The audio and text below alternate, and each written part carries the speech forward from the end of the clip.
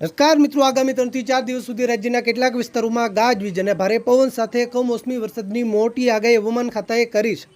મિત્રો, પાકિસ્તાન બાજુથી western disturbance આવી રહ્યું છે, જેના કારણે રાજ્યમાં ભર ઉનાળે માવઠાનો માર જામી શકે। હવામાન ખાતાની આગાહી પ્રમાણે આગામી 12 થી 24 કલાક દરમિયાન કયા વિસ્તારોમાં ગાજવીજ સાથે કમોસમી વરસાદ પડવાની શક્યતા વધારે છે તેની વાત કરવી છે। પણ તે પહેલાં આ વિડીયોને લાઈક કરવાનું ભૂલતા નહીં।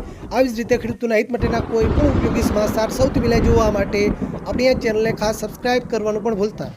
મિત્રો, હવે ખાસ સાંભળજો, વાત કરીએ કમોસમી વરસાદના મોટા સમાચારની। મિત્રો, થંડરસ્ટોર્મ એક્ટિવિટીના કારણે ભર ઉનાળે આગામી 2 દિવસ દરમિયાન રાજ્યના કેટલાક વિસ્તારોમાં ગાજવીજ સાથે કમોસમી વરસાદની આગાહી હવામાન વિભાગે કરી છે।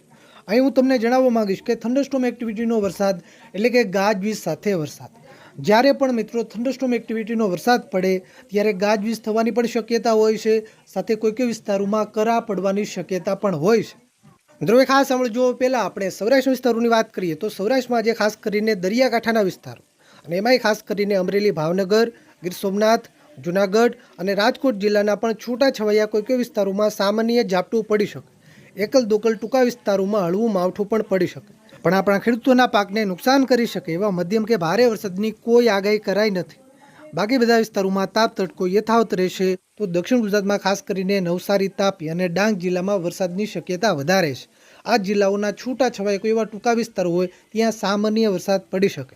મિત્રો, આજ કરતાં આવતીકાલે વરસાદની માત્રા પણ વધી શકે અને વરસાદના વિસ્તારોની અંદર પણ વધારો થઈ શકે। બાકી મિત્રો, આજે ગુજરાતના મોટાભાગના વિસ્તારોમાં વાદળછાયું વાતાવરણ જોવા મળી શકે। બાકી કોઈ વિસ્તારોમાં આજે વરસાદની શક્યતા નથી।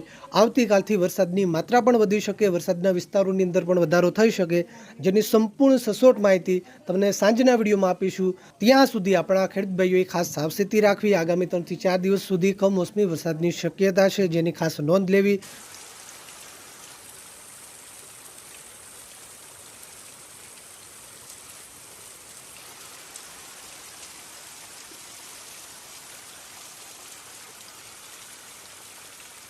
મિત્રો, તમારા વિસ્તારમાં જે કેવું વાતાવરણ છે, વાદળછાયું છે, વરસાદ છે, તાપ છે કે તડકો છે, નીચે કોમેન્ટ કરવાનું ભૂલતા નહીં।